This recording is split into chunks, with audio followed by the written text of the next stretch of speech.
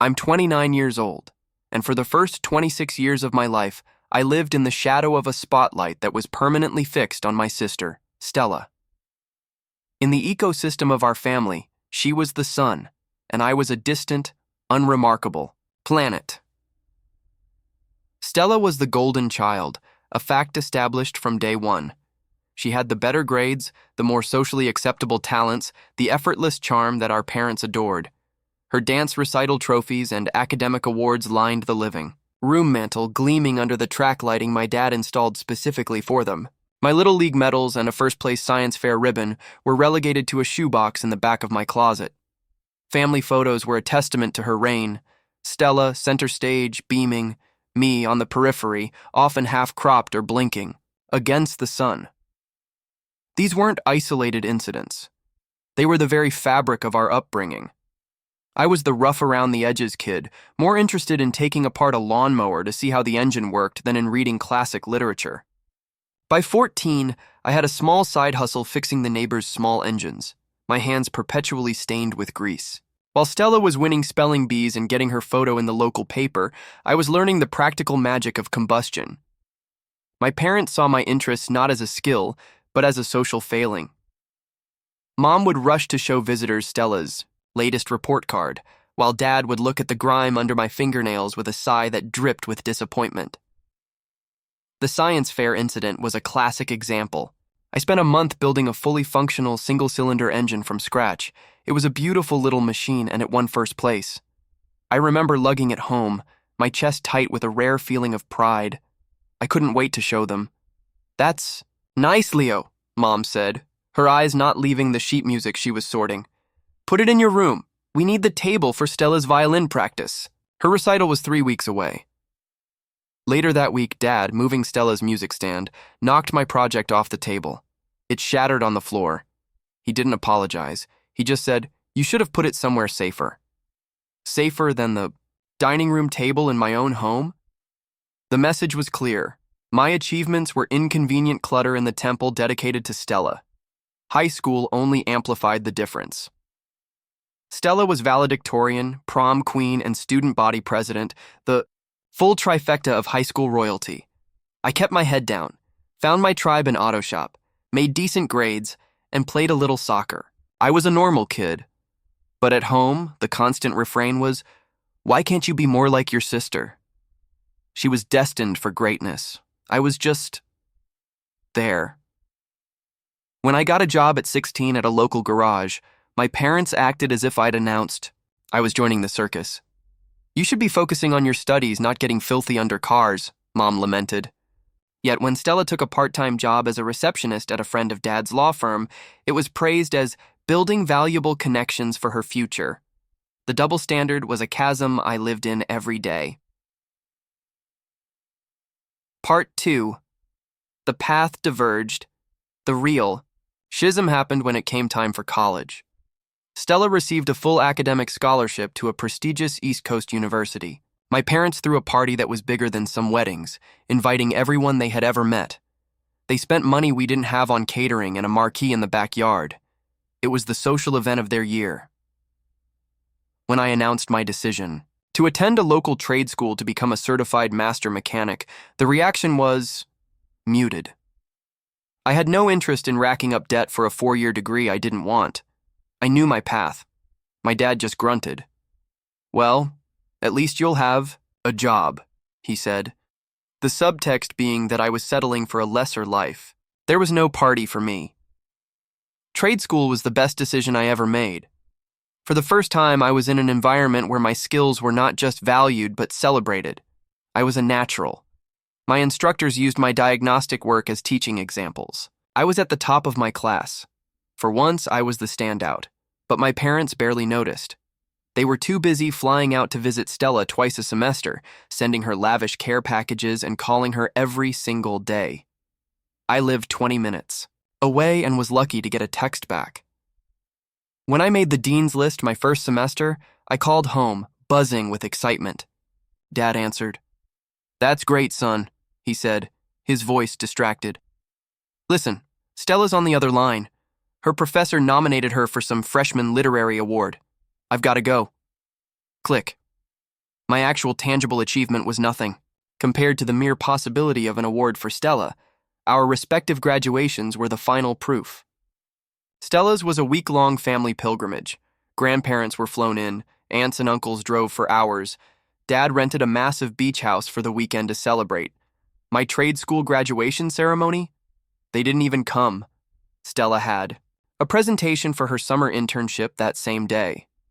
Priorities. But those years taught me a vital lesson. I didn't need their approval to succeed. I just needed to stop wanting it. Part 3. The grind and the grift. I was hired by a respected garage right out of school. While my parents were still fawning over every detail of Stella's corporate life, her fancy job title that paid peanuts, her downtown apartment, I was working 60-hour weeks, learning the business from the ground up and saving every dime. When Stella got engaged to Marcus, a finance bro from a family with old money, my parents practically combusted with joy. The wedding was a massive, opulent affair that they couldn't afford. My dad took out a second mortgage on their house to help pay for it, a fact he let slip one night after a few too many beers. Meanwhile, they were hitting me up for loans to cover their own bills, claiming they were struggling. The red flags were there, waving furiously, but I was too conditioned to see them. My own path wasn't glamorous. I started at the bottom. Oil changes, tire rotations.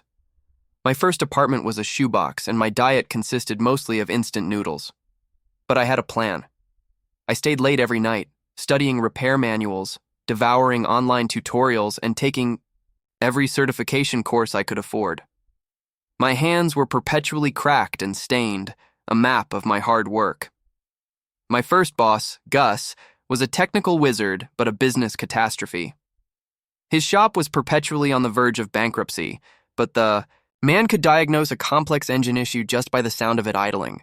I became his sponge, absorbing every bit of his mechanical genius. When Gus retired, I took the biggest leap of my life. I secured a small business loan and bought the place, renaming it Leo's Precision Auto. Cheesy, I know, but it was mine. The first year was brutal. I worked 70-hour weeks, often sleeping on a cot in the office. I had to rebuild the customer base from scratch, cold calling local businesses and offering discounts to build a reputation for honest work in a dishonest industry. During that time, I made the colossal mistake of asking my parents for a small loan to buy a new diagnostic machine. My dad literally laughed in my face. "You want us to invest in your little hobby shop?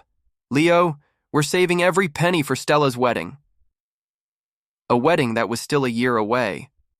I swallowed my pride, secured a second bank loan, and paid it off in 8 months.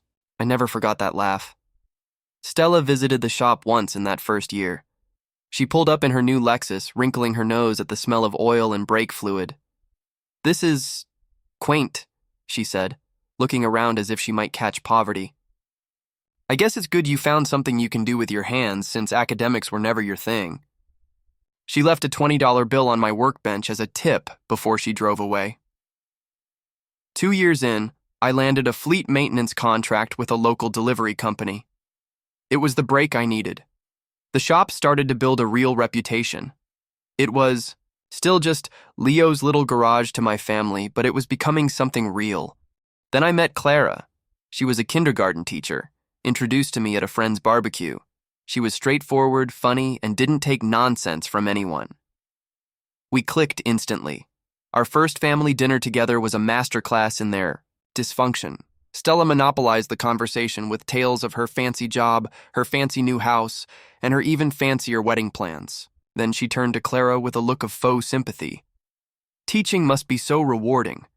I considered it, but honestly, I just couldn't imagine trying to survive on that salary. Clara, without missing a beat, smiled sweetly and said, "Yeah, we can't all marry rich." My mother nearly choked on her wine. I fell in love with Clara even more that night. Part 4. The slow bleed. Despite my growing success, the dynamic never changed. I expanded to a 5-bay shop and hired 3 mechanics. Stella's response was a text, "Congrats on the little achievement." "Marcus just acquired a company with 200 employees, but we're all proud of you too." The condescension was a constant dripping tap. And through it all, I continued to help my parents financially. Dad had retired early with back problems that never seemed to interfere with his golf game. They claimed his pension wasn't enough. So, like a fool, I sent them $600 every Friday. Even during that first brutal year of owning my own business, when I was eating ramen and sleeping at the shop, I sent the money. I was still that kid, desperate for a pat on the head. The emergencies were relentless. The furnace broke in the dead of winter, requiring a $1,000 transfer. The next weekend, Mom posted photos of them at a ski resort. They needed money for a roof repair, so I skipped my own dental work to help. Their neighbor later told me no roofers ever came. When I asked, Dad got defensive and said they'd found a better solution. They never returned the money. Clara saw the pattern long before I did. "Leo, honey, they're using you," she'd say gently. "Look at the evidence." But I'd make excuses. They're my parents. They wouldn't lie to me. I kept a spreadsheet. Over 2 years, the total amount I'd sent them crested $40,000. That was a down payment on a house. That was a new work truck for the business. That was the wedding Clara deserved instead of our small budget ceremony in a local park, which my parents arrived an hour late for because Stella had a hairstylist crisis. Part 5. The Cruise. The breaking point came on an ordinary Tuesday in March. I'd just finished a grueling 12-hour day. My back ached, my hands were raw, and I'd had to cancel a lunch date with Clara to deal with a client's self-inflicted emergency. As I pulled into my driveway, my next-door neighbor, a friendly retiree named Bob, was watering his lawn. "Hey, Leo!" he called out. "Haven't seen your folks around lately. They enjoying that cruise with your sister?" My world screeched to a halt. What cruise?" The friendly smile slid off Bob's face. He knew he'd made a mistake. "Oh, the Caribbean. 1. Stella's been posting pictures all week.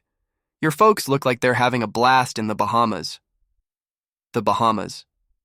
3 days earlier, my mother had called me, sobbing. She said they didn't have enough money for Dad's heart medication and might not make it through the month.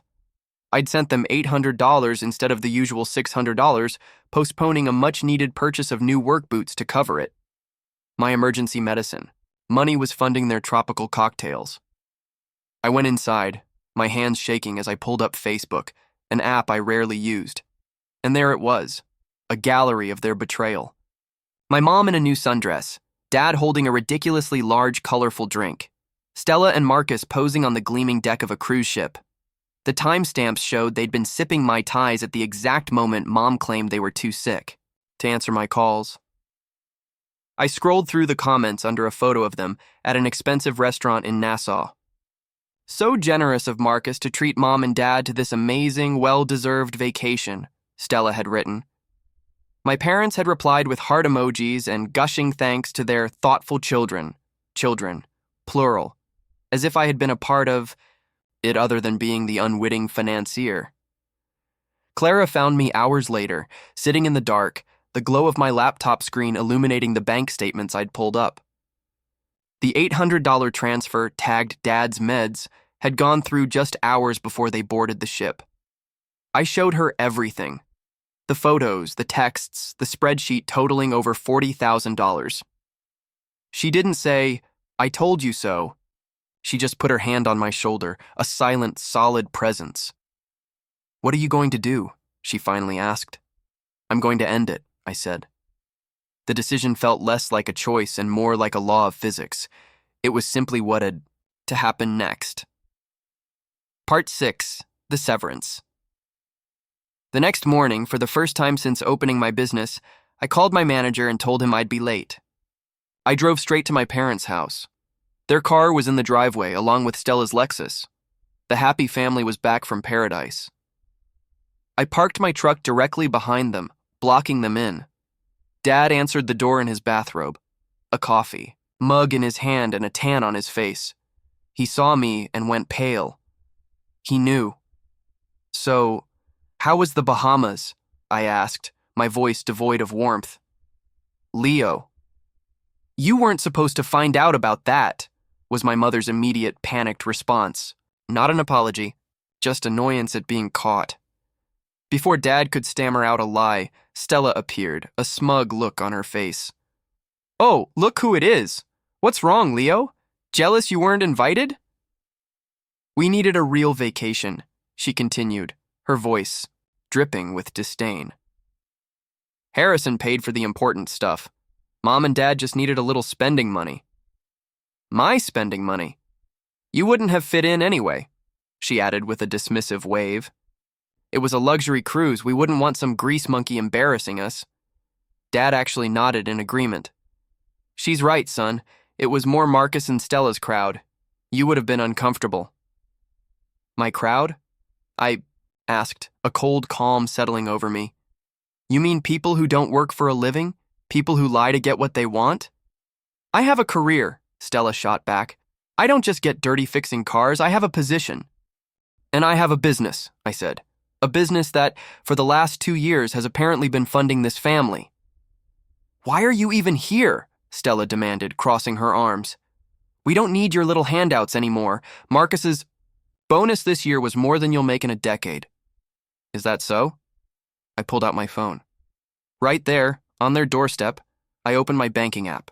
I canceled the recurring payment. I blocked their account from any future transfers. The shift in their expressions was instantaneous, from arrogant dismissal to sheer panic. What are you doing? Mom shrieked. I'm cutting you off.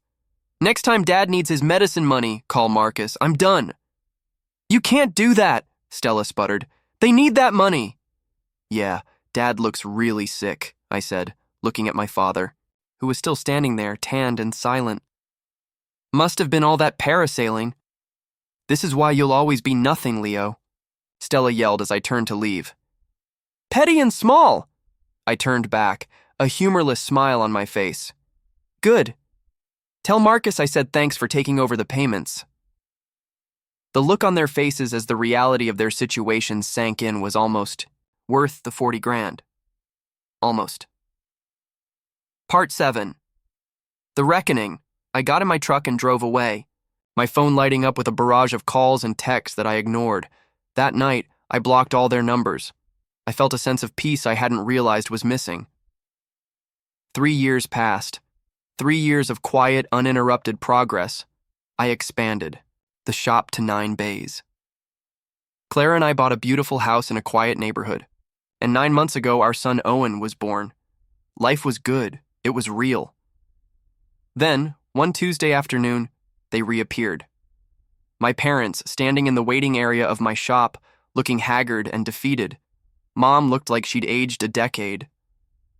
Dad's customary arrogance was gone, replaced by a desperate, hollow look. I led them to my office, away from my customers and employees. They stood awkwardly in front of my desk. Mom started crying on cue. The story came tumbling out. Marcus had caught Stella cheating. The divorce was messy and swift. He had cut her off completely. The house, the cars, the credit cards. She had lost everything and was now living back at home with them. I leaned back in my chair, waiting for the punchline I knew was coming. And what does this have to do with me? I asked. Dad finally spoke, his voice raspy. We're struggling, son. The mortgage is behind. The utility companies are sending shut-off notices. With Stella back, I let the silence hang in the air. The daughter they idolized, the one who looked down on me and my life's work, was now broke and homeless, and they were here, asking the grease monkey to bail them all out. She's your sister, Leo, Mom pleaded. The same sister who called me a grease monkey? The same sister who said I'd never amount to anything? I don't think so. We're family, Dad tried, using the old, worn-out guilt card. We're all you have, I laughed. A real, genuine laugh. You're wrong. I have Clara. I have my son. I have a business I built with my own 2 hands. That's what I have. You 3 are the ones with nothing. I stood up and opened my office door. Get out, and don't come back. Mom grabbed my arm. Please, Leo, we have no one else to turn to. That sounds like a you problem, I said, pulling my arm away. Maybe Stella can get a job. I hear Walmart is hiring. Their shocked faces were a picture. They had truly believed after everything that I would be their safety net. Watching that realization crumble was the only closure I would ever need. "What happened to you?" Dad asked, his voice a whisper. "I grew a spine," I said. "Now leave." Before. "I have you escorted out." They left. A week later, Clara and I were on a plane to Hawaii. She posted photos of us every day, on the beach, at sunset dinners, snorkeling with turtles. She tagged my parents and Stella in every single one. It was petty, yes, but it was also incredibly satisfying. My son, Owen, will grow up knowing his worth is not determined by someone else's opinion. He will know that he is loved for who he is, not what he can provide. He will never have to buy his parents' affection. And breaking that cycle, more than any business I could build or money I could make, is my greatest success.